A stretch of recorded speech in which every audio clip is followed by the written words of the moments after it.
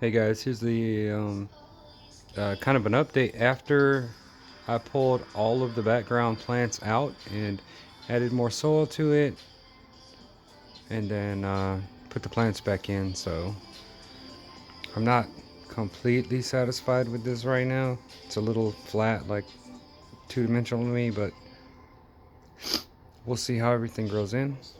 So take a look at what's new in here. Check out these guys here real quick. And where's the other one? There you are. So I did get a pair of pink endlers. Never seen them before. They look real pretty. Hopefully they breed. It's hard to catch them. There we go. We can kind of see his color there. So just one pair. Pretty broke. Got one pair. One pair for 10, man. I paid like 15 for regular red stripe endlers before. So that was a really good deal for me. But yeah, as you can see with the background plants ripped out, you can see like the light through the back. But the stem plants in this area in the front are kind of unorganized. But I'm trying to see still how everything grows and then kind of go from there. I have moved a few plants around according to how they grow. But these Sophias look good here. I'm thinking of chopping across them and putting the tops like next to them and make it like a lower bush. But I don't want to massacre them yet because they're doing good. I have a few stems growing in my low-tech tank in the room. So as soon as those get bigger, because these guys grow really well in low-tech. As soon as I can get some more of those guys sprouted up in there, then I'll be a little less reluctant to knock them down again. But yeah, see the little endler here trying to chase the female around. He's so pretty. Yeah, I hope they breed in here. Hopefully they breed. And I know I have shrimp in here and they'll eat the shrimp babies, but that's okay. Because these shrimp breed a lot and there's a lot of hiding places. So these guys have kind of come back. The Rotala Ramsor Kramers. But okay, so right here, this little kind of bush I had here of Rotala Pearl Mini Type 2. I moved them. I chopped the tops off of them. There's still stumps in the ground. They'll grow back, but I moved them to here. So I mean, it looks good for now, but it's probably a mistake because we saw what happened last time. Last time I planted with a gap in the middle, but what happens is eventually the right side and the left side will connect and make like one big carpet. So we'll see how that goes. Those Rotala Macandra Mini Reds right there, which will probably get overgrown by the Rotala Greens right above them. And hang on, cat, what are you doing? Come here. Hey, keep. Smoke is bad for you. Don't smoke. I dropped my cigarette and the cat ate it. Started to. But yeah, the Rotala Green right here, which I thought I'd ripped all the Singapore out, but there's a little bit left in the top of it, apparently. It's starting to turn a little pink, so that'll be kind of purpley. So there's a little Rotala Singapore in the top of the green, which the green, like I said, is probably going to take over the Macandra Red. But the Macandra Red Mini right here is on that side of the wood. The Rotala Green and stuff is on this side of the wood. So I'm not sure if it will exactly take over and connect, but I'm sure that it will. In the back there we have Limnophylla aromatica or Hyperoides, I'm not sure which. There is a difference, but I can't tell. One stem here is Limnophylla repens mini from over here. So I want to see what that does in the higher light. But from what I've heard and read, Limnophylla repens mini, there's nothing mini about them. From what I've read and heard, they get really big. So they might not be actually good here in front. But I do know Aromatica and Hyperoides do get bigger, so I'm hoping for those guys to be the big background. So the purpley ones in the front here are Aromaticas I got from one source. The ones back here are possibly Hyperoides or Aromatica from another source. The ones in the back were $2 a stem. It was $2 a bunch, and I got 2 bunches of it. So those have to convert on that side. The Walichi's back there, and maybe we can see it in the reflection. Yeah, in the reflection right here. I have one giant like Pocostemon stellata type 2, and I don't know if it's a bad choice to put it there or not. It might kill it off. I had it growing up in the top of the bushes, but it's between the Walichi and the Colorado. That side in the background is hard to see from the front because it hasn't grown in, so I'll try to show it from here and the other side. But this is Rotala rotundifolia orange juice, which is a mutation of Colorado.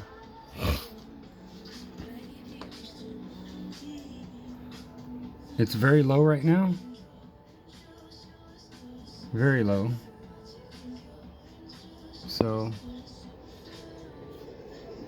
we will see how it grows back. Probably can't see anything because of the lights up here, but very, very short back there. Just as much of it as I could clump. But yeah, this looks funny to me, but that's because it does this. But the reason it does this is because it used to come straight down right here.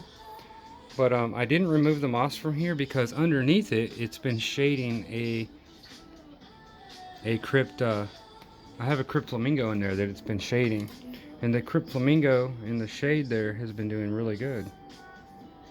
It's really big and fat. It's been growing with like no flow and not much light, so I'm trying to leave it alone to see how it does. These guys down here, I moved some of them into the shade, and the couple that I didn't move into the shade like this aren't doing so well. So I don't know, I might take those. I might take these. I don't want to take them out and give up on them yet. Like this one's getting a red leaf here. And hard to film this, but I might move these two and put them here under the corner of the moss so that they can grow like kind of in the shade too. Got some soil sitting here. There we go. But yeah, so Pearl Mini type 2 right there. Like I said, this is probably a mistake because this and Arcuata are going to end up merging together. So I don't know what's going to happen with that. Maybe if I trim it and it grows back. I haven't gotten to the point the Goyas either, the Rotala Goyas Mexicana. It looks okay, but I haven't got to the point where I can just mow it down. I've heard you can mow this stuff down like crazy and it will grow back bushier. I'm not scared of my other Rotalas, but I'm a little scared to just chop these guys down like that. I know if I chop those guys down, I can knock them across just to stumps and they'll grow back. Those guys will too. Those guys, Rotala Ramsor Kramer, those are best just left alone for as long as possible. This little guy trying to get busy. I hope they give me babies. I really, really want them to reproduce. These guys are so pretty. But yeah, this section over here, I don't know what to make of these guys yet. They look okay, but I mean, they're just, I don't know. I guess they're growing. I moved these over here in the corner. Still not sure exactly what those are. Maybe it's some type of mania. I took these that were in the middle and put them over here too. I still do have a bush of them up there. So I'll leave those up there for now. See how they do. The Buse I moved out a little bit. If they're on a piece of wood, I just kind of moved it out. The Ludwigia senegalensis, yeah, I don't know how they're doing. I mean, they look okay. They look a little bit poor. These are Rotala rotundifolia red. If this was just straight stumps, like twigs, no leaves, and I put them in here. Down here we got, oh, here's some of the shrimp babies. I have blue ones and I have some that aren't blue, because I had some blue with chocolate stripe on them, and I had some straight blue ones. So since if you mix two different kinds, you're gonna get all different kinds. So the little hair grass that I collected, it's doing good and it's growing, so I put some in the middle back there, hoping that that will fill in back there. But yeah, okay, so this plant that I collected, that I found in my brother-in-law's yard, in the middle of the grass, just dry grass, like where you mow the yard and the ditch. I got some of these guys, and they're finally converting, but I have a feeling these are going to be the big ones, so they can't stay here for long. I'm going to have to find a bit different spot for them, because they're going to be big. Like the Ludwigia arcuata repens back here, I thought those guys were small plants. In low tech they're little. High tech they grow giant, so they get out of control. But yeah, all this right here is just moss.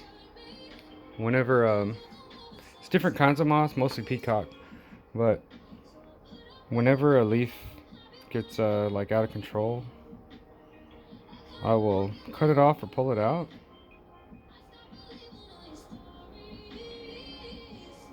Like that. And the way all of this got built was, say I have a gap, right? Like, yeah, I see a gap. So I just, there. That's how both of these giant bushes got built.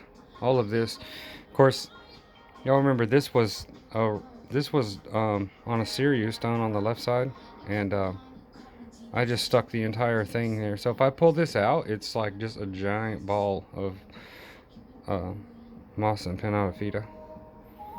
So I don't know, that's about it really. My Ludwigia pentanol, the big ones that I had, died, or basically on the verge of death. So I have one here, so hard to see. It looks white, but it's pink. Some of my plants are white, and it's a mystery. This Hygrophila, this new growth here, and the new growth on this one are white, like white. So there's a problem there. But there's one more pentanol somewhere over here. So, oh, that's my Monte Carlo. This Monte Carlo's been floating. I just stuck it right here so it'll grow. That's a piece of pentanol, and I have a piece of pentanol back here growing. Sorry, man, my camera. I'm trying to hold this with my right hand, and I'm left-handed, and point with my left hand at the same time. Let's see if we can see in here. Maybe not. That stem right there, real hard to see. That is a pentanol stem. Well, it could be an aromatica stem, but I think it's a pentanol stem. But it's tiny, got a little sprout at the top, and I just left it there in the shade, because whatever. I'm just gonna leave it there and see how it grows. Apparently, I can't grow pentanol in highlight, no matter what. Most of the plants I've heard, oh, they take highlight. It takes highlight. And most of the plants that I've heard, all it takes highlight, it takes highlight, it takes highlight, are growing best with lower light. A lot of the plants that I've heard take low light, take low light, take low light, are doing better with a little more light. So it seems to me that somewhere in the middle is good. I'm running my colors right now about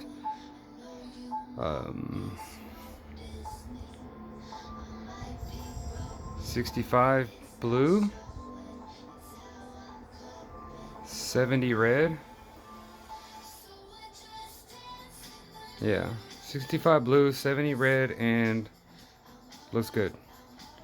when I was running, I kept upping and upping and upping it, and I ended up at like 90. Then eventually I ended up 100 with the light, and yeah, it was too much. When uh when I added soil, or when I ripped something up and it made a little tiny bit of debris, any bit of debris blew around, that was it. I started getting fuzz algae on everything. Like this Rotala Goyas, you can see it has fuzz on it. I mean, look at that. That's a nice fuzz algae, right? There's a little bit in there.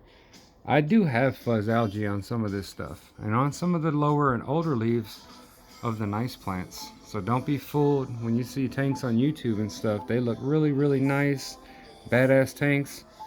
They do have algae. Everybody gets algae. I mean, not everybody. Tom Barr, Dennis Wong, people like that.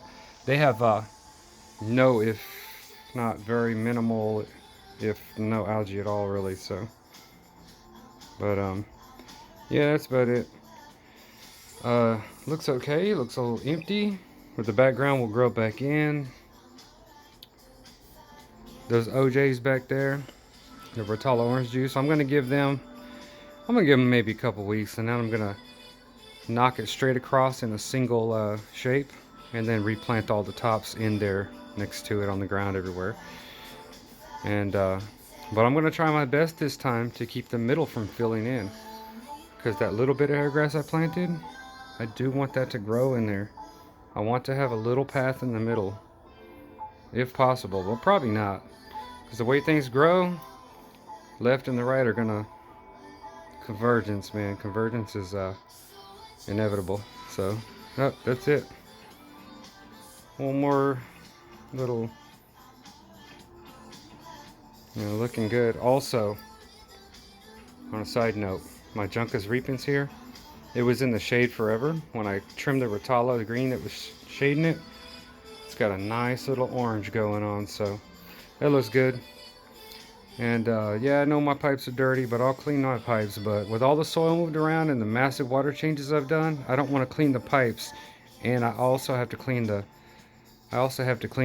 canister out. So I don't want to clean the pipes and the canister right after doing massive water changes. I mean, I'm trying not to completely rob the tank of its stability. So that's it.